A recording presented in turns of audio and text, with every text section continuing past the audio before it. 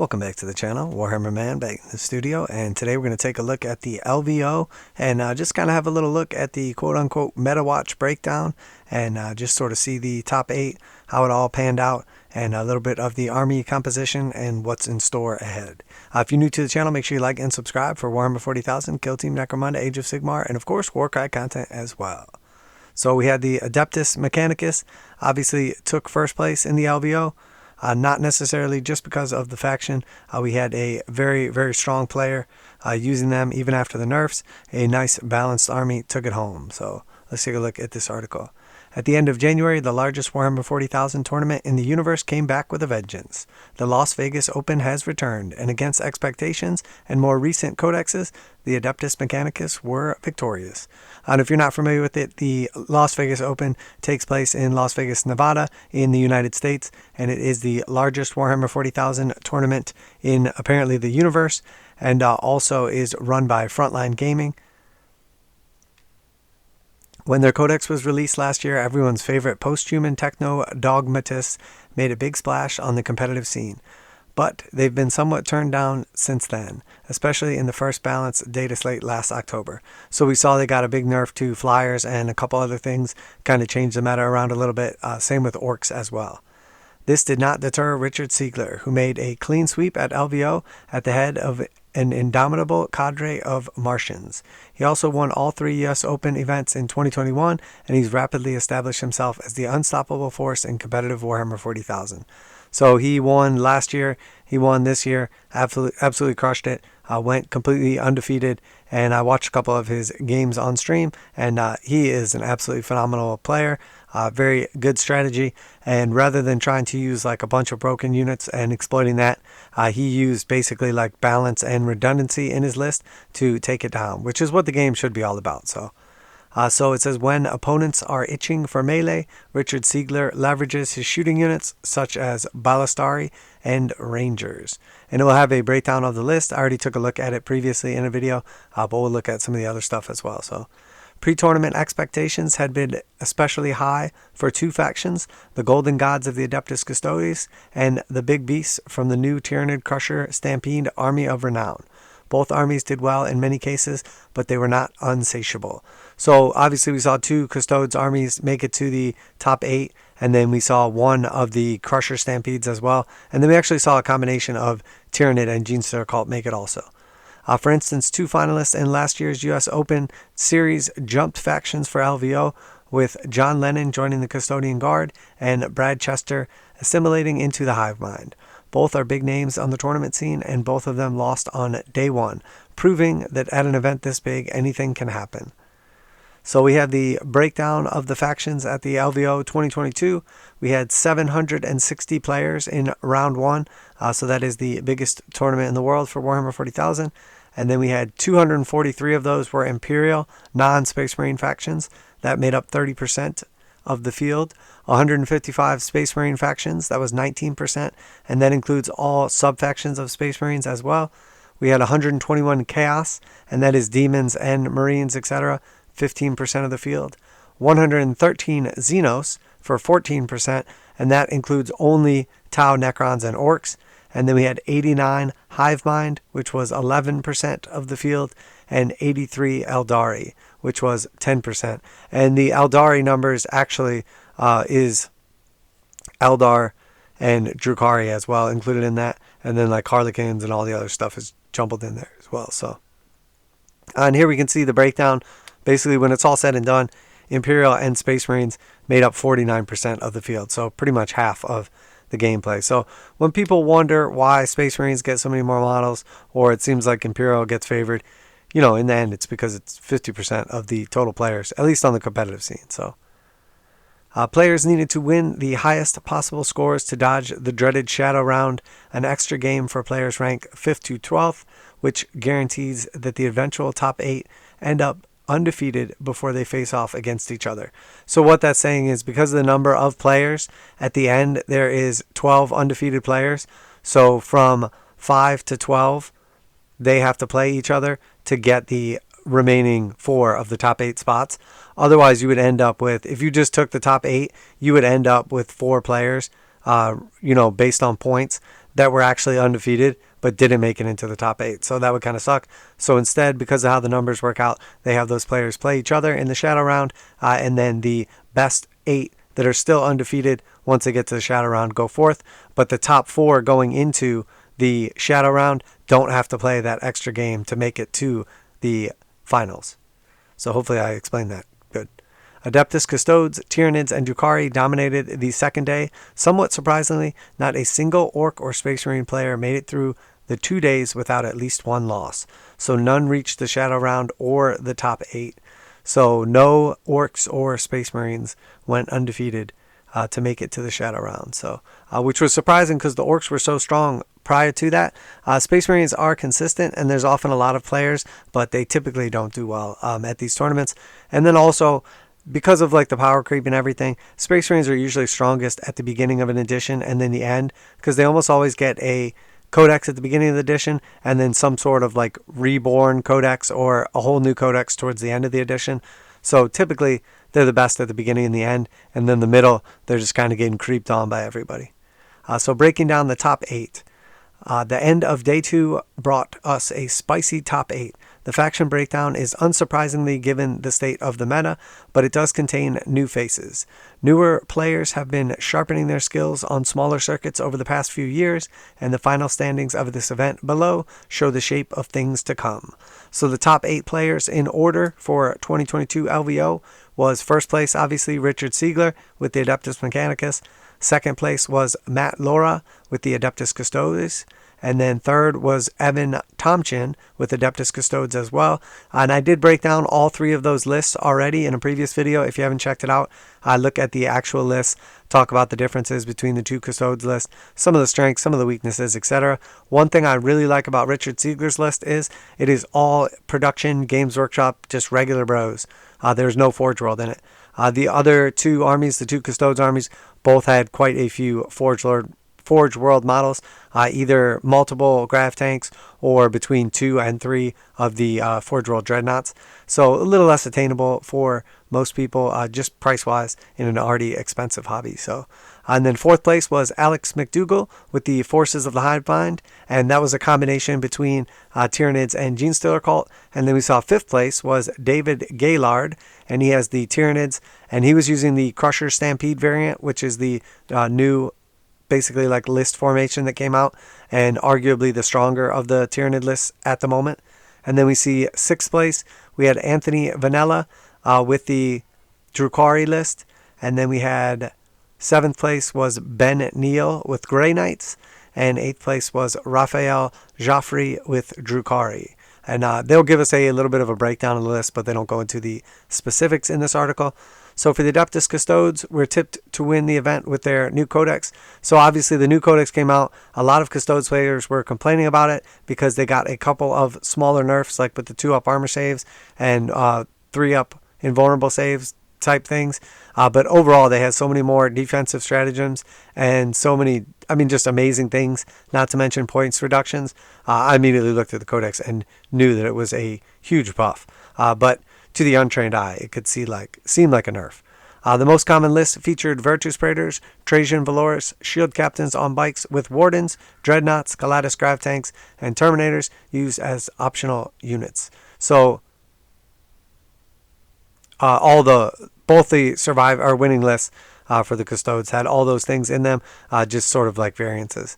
Evan Tomchin ran six Virtus Praetors with salvo launchers, which gave him a ton of mobility and firepower. In the end, however, they fell just short, finishing second and third. Evan Tomchin ran 6 Virtus Praetors with salvo launchers, which gave him a ton of mobility and firepower. Matt Loran went with a more objective-focused list, featuring small units to cover more ground, but still fell to eventual winner Richard Sieglar. And he had, I believe it was 3 one-man Terminator units for, backline objective claimers and just kind of support where need be. So he definitely took advantage of some of the changes to the list.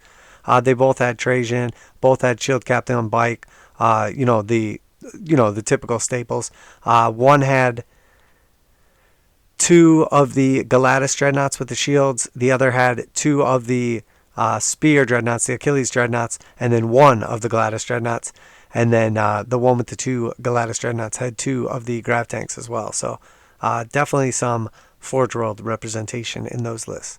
Raphael went with 2 Ravagers for long-range anti-tank, anti-Custodes firepower.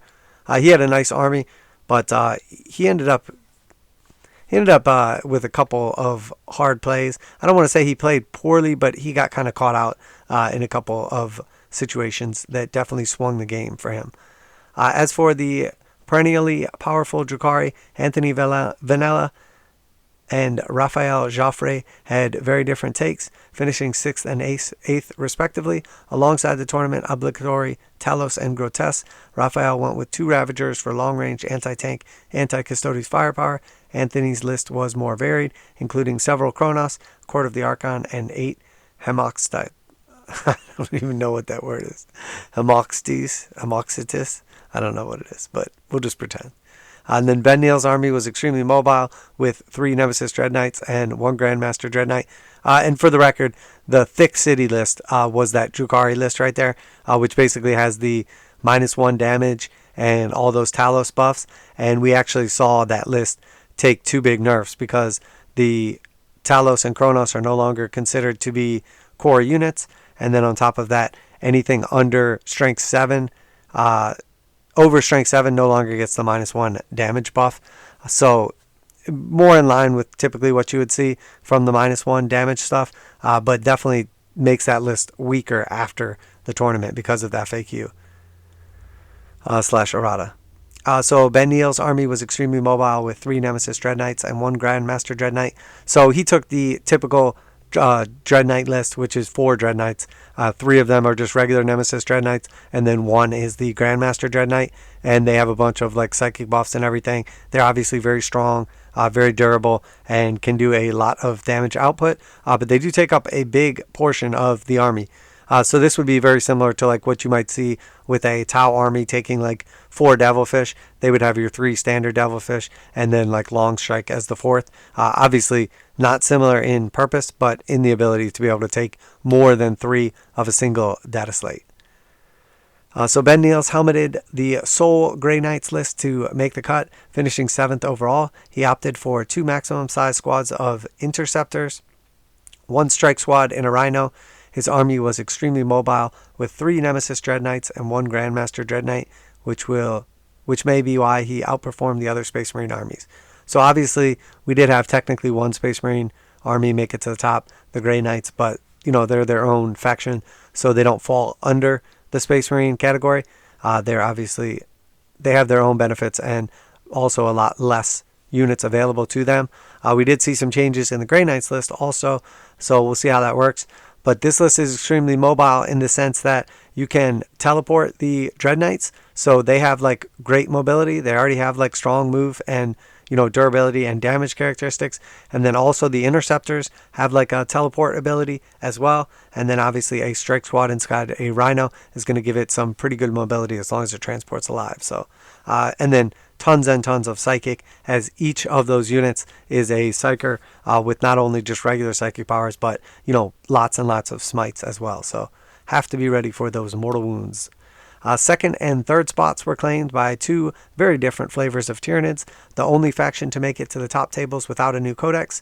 Oh, that's interesting. I didn't really think about that. And their new codex is right about to come out, so we'll see how that comes as well, as they are next after the Eldari, I believe.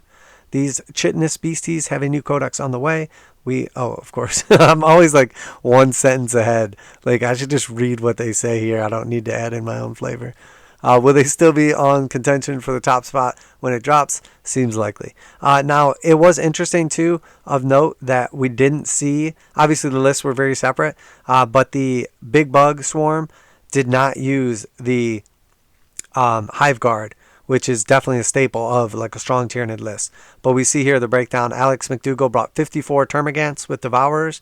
They're obviously very strong, tons of output. You don't really think of Tyranid armies as shooting armies, but 54 Termagants with Devourers, and then like the ability to potentially like shoot twice is huge. And then also those big units, you can put things like, they don't have good saves obviously, but you can give them feel no pains, etc.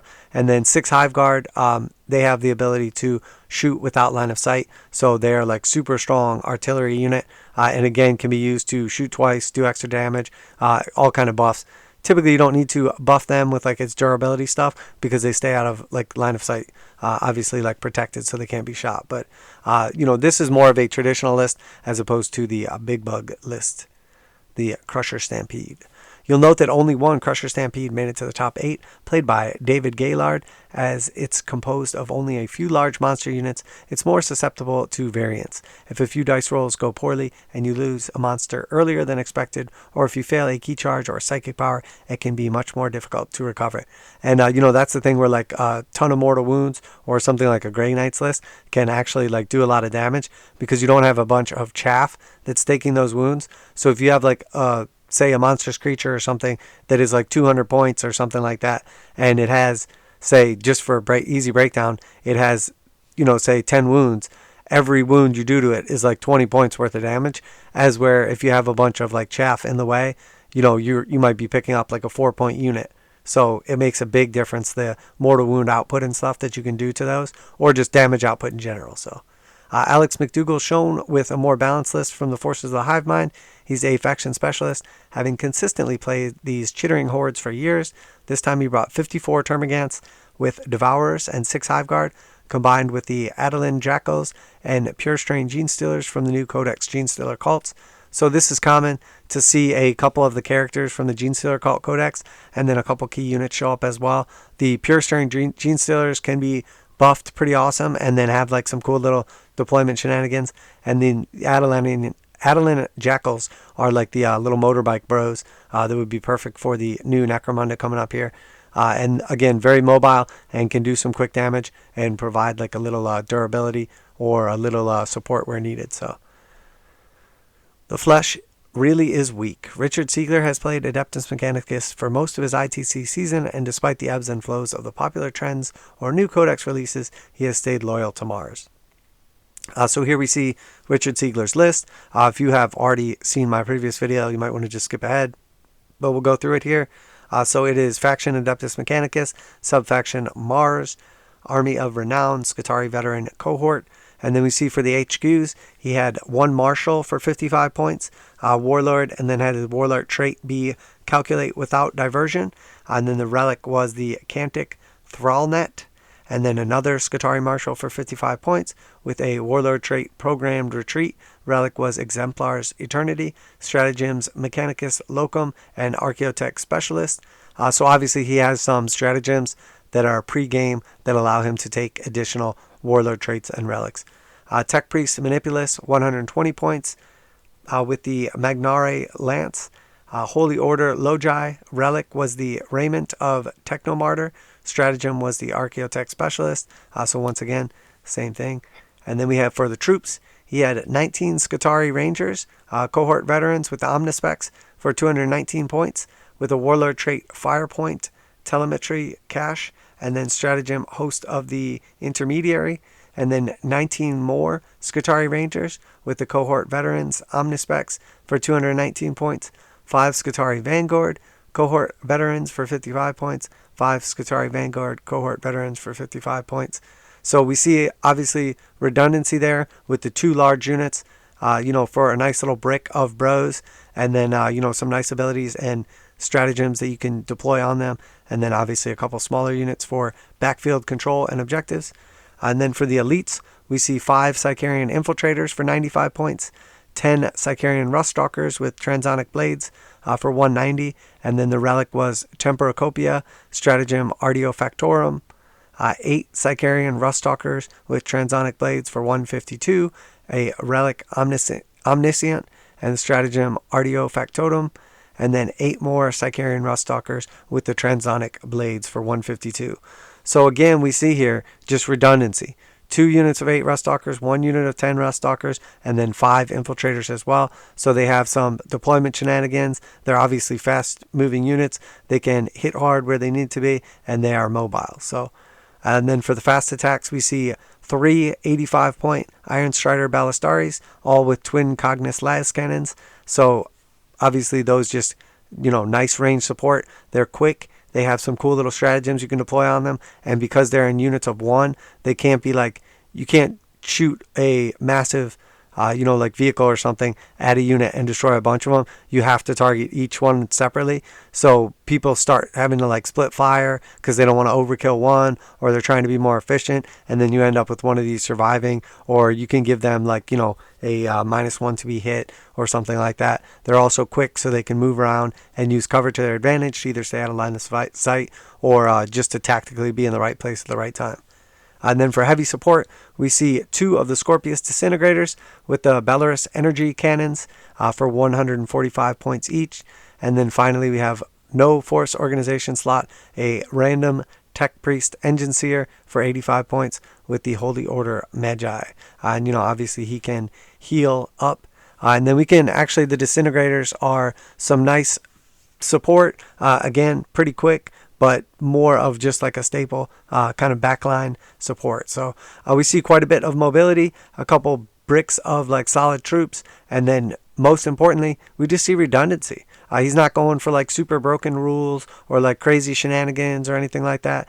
He just has a lot of redundancy. He plays his army extremely well. He is fully utilizing warlord traits and relics, to basically like buff big squads and make sure that he has nice, durable, survivable units, considering that they are, half flesh, half machine. I'd say he did pretty well, going undefeated and winning it all again. So that was 1997 points. So he picked up a balanced Mars faction list with a mix of close combat and shooting units. When an opponent is more capable of handling shooting threats, he presents his close combat elements like Sicarian Ruststalkers. When opponents are itching for melee, he leverages his shooting units such as Ballistari and Rangers. And this is just a random picture. Obviously has nothing to do with his list because he did not have any Dune Walker. Why can't I think of their names? Dune Striders? Dune? Maybe not even Dune anything. Dune Crawler, that's it. Just got to show this faction's mastery and balanced list design can still prevail even when the meta shifts under your faction. So obviously he did very well. Definitely was the combination of the list and the player. But I don't think anybody's just going to pick up this list and start decimating everyone. He is an extremely, extremely skilled player. So it just goes to show that the faction mastery and balanced list design can still prevail even when the meta shifts under your faction. Adaptability wins games, but consistency wins tournaments. Richard has both of these qualities in spades, proving that familiarity and preparation can win the day at any level. Well done, Richard. So yeah, that's it for the little list right here. Breakdown and everything. If you want a fully detailed list, those can be found online for all the winning lists or all the top 8 lists. But just wanted to kind of go over this, take a look at it. I do like to see, honestly, I feel like this is a really good sign right here. When we look at the faction breakdown, these are, a lot of the top players in the world, but this is obviously the most competitive scene, the biggest tournament. People are coming from all over the world to play in this, and the fact that we see this much diversity in the teams, the breakdowns, etc., is really nice. Obviously, Tau, Necrons, and Orcs were sort of underrepresented. Since then, we saw Tau get their new codex. Orcs basically just got nerfed, so they're probably not going to be doing any better lately, and they just had a bunch of points increases as well. They suffer from the flyer nerf. They had the buggy nerf. So the truth is, Orcs probably already had their time in the light. I think Tau will start to do much better now, and then I suspect that the Eldar Codex is going to make the Eldari, Asuryani, etc. Extremely good. I don't think that what happened to the Drukhari is going to be like a game changer or a game ender. I think it will take a little bit of adaptability, but I think Drukhari will still be strong. What else? So we see the Tyranid Codex probably on the horizon as well. We'll have to see with that. But the Crusher Stampede benefits from like the White Dwarf, and the combination of Tyranids and Genestealer Cult clearly can make a strong army on its own. And then obviously the Custodes just got their brand new codex and have been doing phenomenally well since then. Custodes are always going to be a very popular and very strong tournament army as well. One, because when you travel with your army, less models is always nice. Two, they're cheap. So when I say cheap, you don't need a ton of models to build them. And overall, in comparison to most armies, they're less expensive. Although the Forge World kind of, by the time you factor in the Forge World, they're really not that cheap, because you're spending probably like, I don't even know, like $700 to $800 just on Forge World models. But the low model count, I think, is more a factor than anything, because you can get them painted up faster, one, and two, they just travel so much easier. You're not going to see as many people bringing like 200 models, around the world, as where, with Custodes, you can show up with an army with 30 models and a couple of vehicles. So, but overall, lots of chaos showed up, lots of Space Marines, strong showing by the Imperium. I was a little bit surprised to see. I thought Sisters would do a little bit better. They've not been doing amazingly well lately, but they have gotten some nice buffs. They are very difficult to play, though. And again, the travel might have been a factor there. So we'll see how it works out. I would really like to see the Necrons start doing a little better. But, even with the new core changes to the units, I just am not sure that they're going to have their place anytime soon. So, but here on out, I think the roughest slog is probably going to be for like Vanilla Marines and Orcs, to tell you the truth. We have seen a couple Black Templars armies doing well recently, but in a big tournament like this, I think it's difficult for an army like the Black Templars to go undefeated, because all it takes is like one bad matchup. They don't have Psychic, and they're primarily like combat army. So they don't have like the strength of shooting and diversity of shooting. And then obviously they don't have the Psychic. So they can fall short on like a lot of different areas. So there's definitely some balance to it. I think a lot of times the strongest armies are the ones that play the game in every phase. But of course, as I say that, the Adeptus Mechanicus don't have Psychic, but they have decent defense against it. The Custodes don't have Psychic, but they have decent defense against it. The XENOS, obviously Dark Eldar and Eldar have some Psychic. The Tyranids have quite a bit of Psychic, and the Gene Stealer Cult. So I don't know. I guess maybe Psychic's not as important as you would think, or it used to be. Definitely interesting. I think the Eldar will probably be what changes that, because they have some extremely, extremely good offensive, defensive, and just like buffing Psychic powers. So we'll see how that all works out. And then Strands of Fate and everything too. Maybe this is going to be kind of the comeback of the Psychic. And then obviously if the new Tyranid Codex is decent, depending when that comes out, the Tyranid are pretty strong Psychic as well. So, but that's it for our breakdown. Hopefully, if you wanted to find any additional information, you can. But hopefully I covered everything you'd be curious about. I appreciate all you guys tuning in today. Let me know what you think. Let me know what you think of the armies, of the breakdown, of the new codexes, what you expect, who you expect to be the winner coming forth from here on out, what the strong factions are going to be, who is down and out. My vote is on the Orcs, unfortunately, and probably going to continue being Vanilla Marines and Necrons. But that is it for today. Make sure you like and subscribe for Warhammer 40,000, Kill Team Necromunda, Age of Sigmar, and warcry content as well. That's it for today. Warhammer Man Studios. I'm Warhammer Man, and I'm out of here.